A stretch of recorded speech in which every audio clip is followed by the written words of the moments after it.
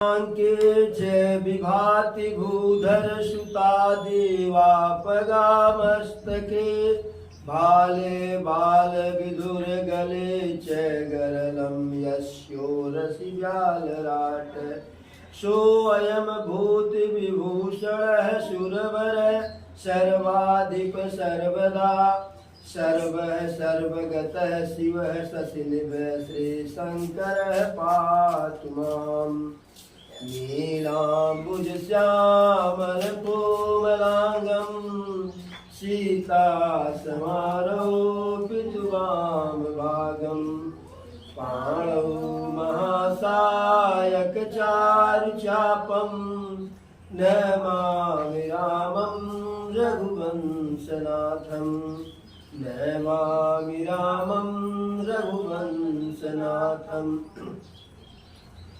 मोसम दीन न दीन हितु तुम समान रघुवीर अस विचारि रघुवंश मणि हरहु विषम भवभीर।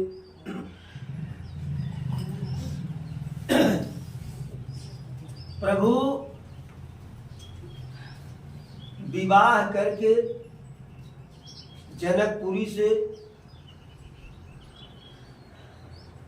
चारों भाई चारों बहुओं के साथ पिताजी के साथ गुरु विश्वामित्र जी के साथ कुल गुरु वशिष्ठ जी के साथ एवं समस्त बारातियों के साथ अवधपुरी में आए और जैसा उत्सव विवाह को लेकर के विवाह के आयोजन के को लेकर के जनकपुरी में था, वैसा ही उत्सव वैसी ही भव्य जो है व्यवस्था उसी प्रकार का सजावट जब प्रभु अयोध्या में आए तो वहां से हर कार्य को भेज दिया गया था कि जाकर के बता दीजिए कि अब बारात वापस आ रही है। और हर कार्य को बहुत पहले भेज दिया गया था, इसलिए जिस दिन विवाह संपन्न हुआ तो होता है कि आज बारात गई, कल मरजाद, परसों विदाई।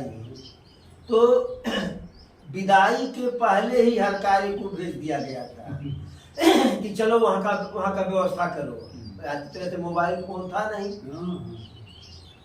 उसे पहले जो है बढ़िया घोड़ा जो तेज गति से चलता हो उसे देकर के भेज दिया गया। अब वह आ गया। अब उधर से जब दशरथ जी जो वैवाहिक सारा कार्यक्रम समाप्त करके बर विदाई वाला जैसे इधर के उधर के पौनी नात बात सबकी विदाई करके सबका जो है जब चलने के लिए तैयार हुए, ठीक उसी समय जनक जी अपने परिजनों के साथ हाथ जोड़ करके खड़ा हो गए। समधी जी, कहाँ आप चल रहे हैं?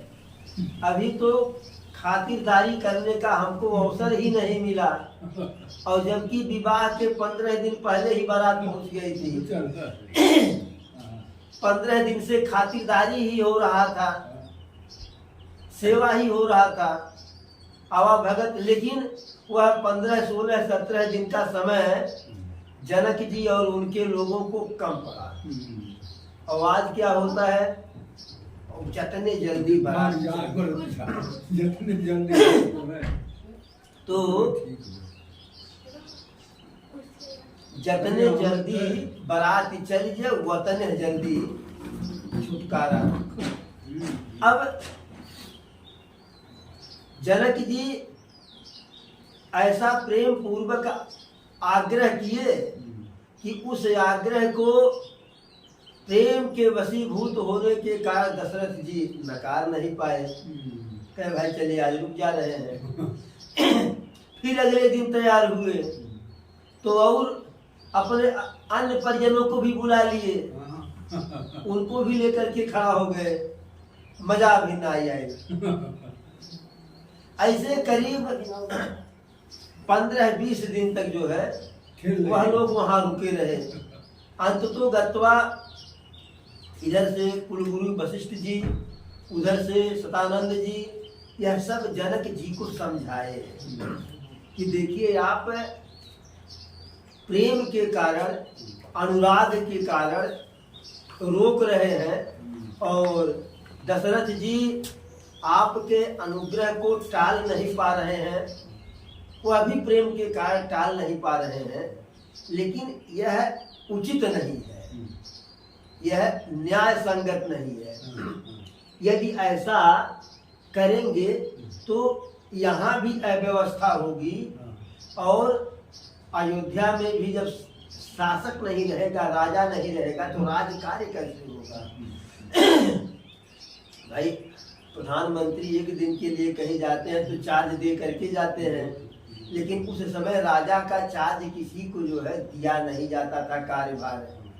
वो जितने समय के लिए बाहर जाते थे उतने समय का कार्य ही ठप रहता था। यह कि अंदाज से 2-4-10 दिन के लिए काम वितरित करके जाते थे, लेकिन यहाँ तो पूरा अयोध्या चला गया था बारात में। वृद्ध, बालक और अबला को छोड़ करके बाकी सब बाराती होके चले गए थे। कमवा कौन करे। तो लोगों ने समझाया तो जनक जी विद्वान थे ही, सहमति दिए। अब तब बारात वहां से विदा हुई और विदा हुई बार बार जनक जी और उनके परिजन जो है मिलते हैं, प्रणाम करते हैं, फिर चलते हैं, फिर घूम करके आते हैं, प्रणाम करते हैं। ये लगा लुगी लगा रहा, लेकिन मैं अंतो गत्वा, और वह हाकर पहले ही आ गया था।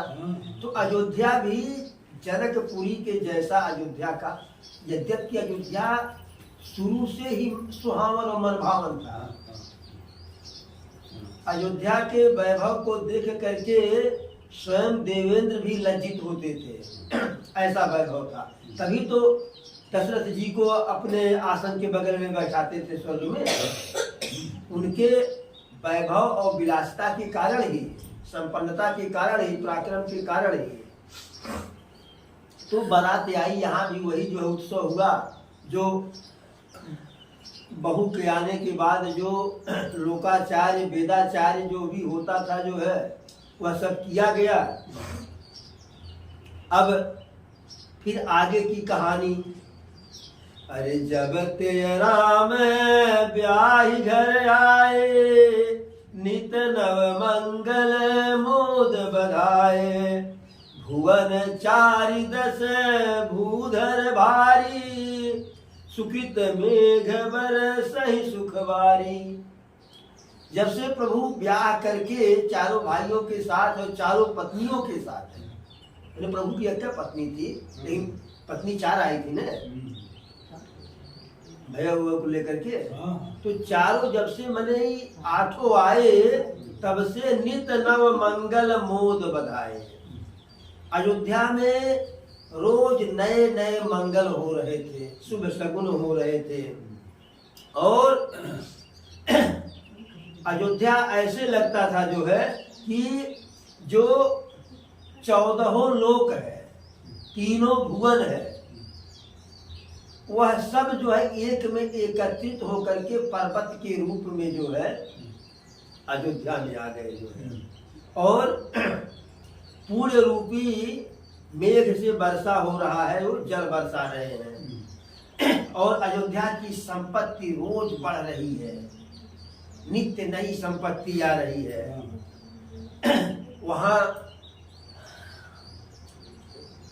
जैसे मणि, हीरे, जवाहरात बरसात के रूप में जैसे गिर रहे हैं, सब ऊपर से बारिश हो तो ऐसा गिर रहा है। और वहाँ के नर नारी बड़े ही सुंदर, बड़े ही सुशील, बड़े ही पवित्र, और सबकी वाणी जो है बहुत ही मीठी। कही न जाई कछु नगर विभूति, जनुयत नहीं विरंच कर तूती। अब अयोध्या के वैभव का, अयोध्या के सुंदरता का, संपन्नता का, समृद्धि का वर्णन गोस्वामी जी कह रहे हैं कि लोग कह रहे हैं कि नहीं किया जा सकता है। क्यों? लगता है कि ब्रह्मा जी की इतनी ही कलाकारी है, यानी ब्रह्मा जी अपनी सारी कलाकारी को अयोध्या के उस समय निर्माण में लगा दिए। और सब विधि सब पुरे लोग सुखारी, रामचंद्र मुख चंद निहारी। अयोध्या के संपूर्ण वासी स्त्री पुरुष बाल वृद्ध सब सुखी है। क्यों? रामचंद्र मुख चंद निहारी, रामचंद्र जी के चंद्रमा रूपी मुख को जो है देख देख करके वह बहुत ही आनंदित है। और मुदित मातु सब सखी सहेली, फलित बिलो की मनोरथ बेली, राम रूप गुण शील सुभाऊ, प्रमुदित होई देखी मुनिराऊ। अब उनकी सारी माताएं प्रसन्न हैं। वो ऐसे जो है ऐसी प्रसन्न है कि जैसे कोई बेल हो, लता कोई हो और ऊपर चढ़ने के लिए बढ़िया सहारा मिल गया हो, तो चारों बहुएं आ गई हैं तो उनकी बेल की तरह से जो है वो माने उनका जो है आमोद प्रमोद खुशी प्रसन्नता बेल की तरह से फैल रहा है। राम रूप गुण शील स्वभाव, प्रभु राम के रूप गुण इत्यादि को स्वभाव को शील को देख करके प्रमुदित हो ही देख सुनी राम। राजा दशरथ भी जो है प्रभु राम के व्यवहार से एकदम प्रसन्न है। अब क्या है? अरे सबके यौर अभिलाष यस, कहि मनाई महेश, आप अछत जुबराज पद, और राम ही देहु नरेश। राम इस योग्य हो गए थे, इतना लोकप्रिय हो गए थे अवध में, अवध धाम में, अवध राज्य में, यहाँ तक कि जो राजा दशरथ के छोटे छोटे अधीन राजा थे वह भी, जो राजा दशरथ के मित्र राजा थे वह भी, जो उनके शत्रु राजा थे वह भी, सबकी इच्छा यह थी, प्रजा की, मंत्री की, सचिव की, राजमहल के लोगों की, राजाओं की, सभासदों की, कि दशरथ जी अपने जीते जी जो है युवराज का पद रामचंद्र जी को दे दें। अब ऐसा सबके मन में विचार था। लोगों के द्वारा यह बात कानाफूसी चल रही थी। अब राजतंत्र में कोई सीधे दशरथ जी से नहीं कह सकता है कि युवराज बना दीजिए या राजा उनको बना दीजिए।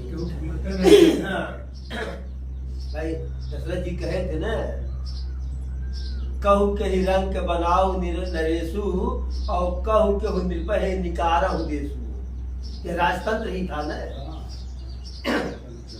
तो एक समय की बात है, दशरथ जी राजमहल में, राजभवन में अपने राजसभा में बैठे हुए थे और उस राजसभा में प्रभु राम भी बैठे हुए थे, सभी सचिव और दरबारी भी बैठे हुए थे।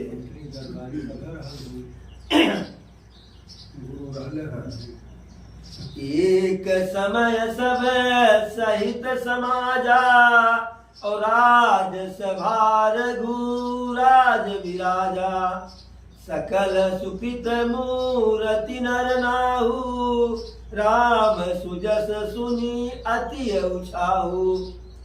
सबके सब बैठे हुए थे और ऐसे लग रहा था कि राजा दशरथ सभी सुकृतियों की मूर्ति हो, सभी मंगल की मूर्ति हो। नृप सब रहे कृपाय अभिलाषे, लोक करही प्रीति रुख राखे। सारे राजा जो थे उनके अधीन, वह दशरथ जी के रुख कि बिल्कुल या क्या कहे उसको हम कर डाले, उनसे बिल्कुल उनका कृपा चाहते थे, कृपा पात्र बनना चाहते थे। और जो लोकपाल गण थे वह भी जो है दशरथ जी के अनुकूल ही कार्य करते थे। और तीन भुवन तीन काल जगमाही, तीनों भुवन तीन लोक, आकाश पाताल पृथ्वी भूत भविष्य वर्तमान, इन तीनों में दशरथ जी जैसा जो है भाग्यशाली लोग किसी को नहीं मान रहे थे। क्यों? प्रभु राम जैसा जो है उन्हें उनके पास पुत्र था।